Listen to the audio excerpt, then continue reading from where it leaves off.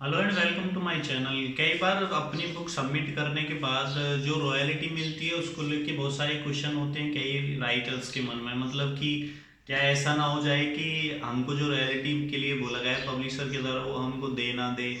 क्या पता कि उसकी 1,000 कॉपी सेल हुई हो एक महीने में और वो हमें बताए 200, हमको कम पैसे दे। हम कैसे इस चीज़ को क्लैरिफाई कर सकते हैं कि उसकी कितनी सेल हुई है और हमको क्या सही रॉयल्टी मिल रही है नहीं मिल रही है। इन बातों को मैं इस वीडियो में डिस्कस करने वाला हूँ। नमस्कार दोस्तों, मैं हूँ Krishna Sharma, professor and writer. और दोस्तों, सबसे पहले शुरू करते हैं कि अगर आपने अपनी मैन्युस्क्रिप्ट सबमिट कर दिया, आपकी बुक पब्लिश हो गई है और अब पब्लिशर्स ने आपको, जो भी पब्लिशर है आपका, उसने आपको रॉयल्टी के लिए बोला है, तो क्वेश्चन आता है कि उसकी साल में, मोस्टली साल में वो हिसाब किताब करते हैं राइटर्स का रॉयल्टी का। तो हमारे एक साथी ने भी पूछा था कि हम कैसे पता करेंगे, उसने 10,000 कॉपी बेची हो और हमें वो बताए 1,000, तो हम कैसे इसको क्लैरिफाई करेंगे। दोस्तों, इसके लिए देखो दो चीज़ हैं। पहले तो जब वो साल में आपको बुलाते हैं या फिर आपका जो भी रिप्रेजेंटेटिव होता है उसको बुलाते हैं, तो वहाँ वो आप अपनी सेलिंग का हिसाब आपको देते हैं कि आपकी किताबें इतनी सेल हुई हैं और 10, 15, 20% जो भी आपकी रॉयल्टी होती है वो आपको उसके हिसाब से देते हैं। ठीक है। दूसरा, मोस्ट ऑफ जो पब्लिशर होते हैं, जो प्रिंटिंग कॉस्ट, सॉरी, जो मैक्सिमम प्राइस होता है, प्रिंट प्राइस, उस पे ही रॉयल्टी देते हैं। तो इस चीज़ को भी आप नोट कर लें। ठीक है। अब इसके बाद हम कैसे क्लेरिफाई करें। जैसे आपको किसी पब्लिशर ने बुलाया एक साल में एक बार कि आप अपनी रॉयल्टी ले जाइए, देख लीजिए जितना भी हिसाब हो रहा है, तो उसमें देखो दो चांस रहते हैं। वो आपको हो सकता है कम बताए, क्योंकि हमारे यहाँ मोस्टली इंडिया में हमारा सभी का नेचर होता है कि हम फ्रॉड करें, थोड़ा सा एक्स्ट्रा कमा लें। मतलब अर्निंग की कुछ जो ईजरनेस होती है बहुत ज़्यादा होती है, दूसरे को नुकसान ना हो, वो हम करते हैं। ये हमारा भारतीयों का लगभग ऑलमोस्ट सभी इंडियंस का कुछ परसेंट हटा दें तो ऐसा ही टेम्परामेंट होता है। लेकिन उसके बाद भी देखो कुछ चीज़ें, जैसे जो कॉमर्शियल साइट्स होती हैं, आजकल जो मार्केटिंग होती है कॉमर्शियल साइट्स के थ्रू, डिजिटल मार्केटिंग जो होती है, वहाँ से जो सेलिंग होती है उसका डाटा वो इफेस नहीं कर सकता है पब्लिशर कोई भी, और करेगा भी तो उससे उसे कोई फ़ायदा होगा नहीं। क्योंकि जो भी साइट जैसे फ्लिपकार्ट, अमेजोन, स्नैपडील वगैरह, इनसे आपकी किताब की सेलिंग हो रही है तो वो दो पर्ची निकालेगा, दो स्लिप निकालेगा और अपने लिए भी रखेगा, क्योंकि इसको टैक्सेशन रिलेटेड चीज़ें सॉल्व करनी होती हैं, तो उसका जो सेलिंग हुई है उसको सब दिखानी पड़ती है। अगर वो आपसे उसे छुपाएगा तो बहुत ज़्यादा उसे फ़ायदा होगा नहीं, क्योंकि वो कहीं ना कहीं से दिखाना पड़ेगा। तो कॉमर्शियल साइट्स के थ्रू जो अर्निंग, जो सेलिंग होती है, वहाँ तो श्योरिटी है कि 100% वो आपको बताएगा कि आप कितनी सेलिंग हुई है। क्योंकि जब से हमारे यहाँ डिजिटलाइजेशन हुआ है अभी 4-5 साल में पीछे, और चीज़ों को ऑनलाइन कनेक्ट किया है, तब से कुछ चीज़ें आसान हो गई हैं। अच्छा, कॉमर्शियल साइट्स के थ्रू सेलिंग होगी तो पॉसिबिलिटी है 99% की आपको जो सेलिंग हुई है उसका 100% वो बताएगा कि हाँ इतना हुआ है। अब इसके बाद फिजिकल मार्केटिंग जो होती है, जो ट्रेडिशनल पब्लिशर होते हैं वो फिजिकल मार्केटिंग भी करते हैं।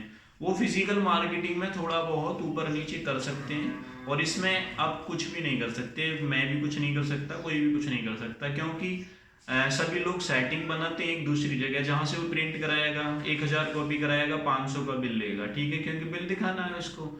500 वो फ्रॉड करेगा, वो ऐसे ही दूसरी जगह बेचेगा, वहाँ वो ना बिल देगा ना दूसरे से बिल लेगा।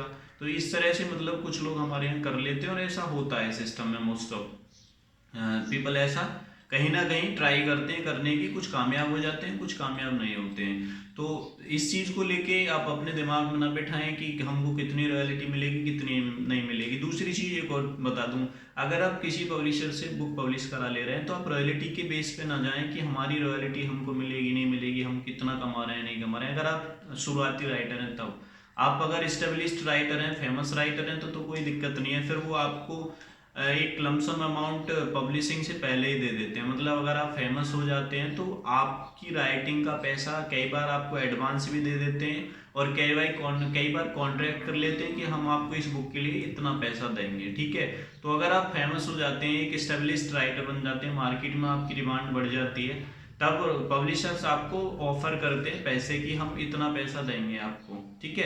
तो वहाँ आपकी प्रॉब्लम सॉल्व हो जाती है, आपको इस बात की फिक्र करने की जरूरत ही नहीं है कि हमारी कितनी सेलिंग है कितनी नहीं।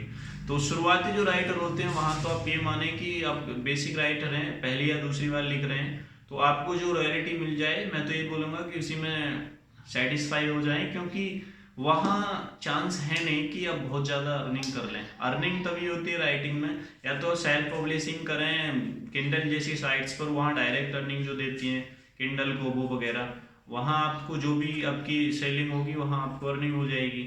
अदरवाइज अब ट्रेडिशनल पब्लिशर से पहले या दूसरी बार पब्लिश करा रहे हैं तो वहाँ आपको चांस बहुत ज़्यादा होते नहीं है अर्निंग के। 10-15% जो अर्निंग देते हैं, वो भी अर्निंग साल में आपकी मार्केटिंग जितना करते हैं वो उसके बेस पे जो भी होती है वो आपको दे देते हैं।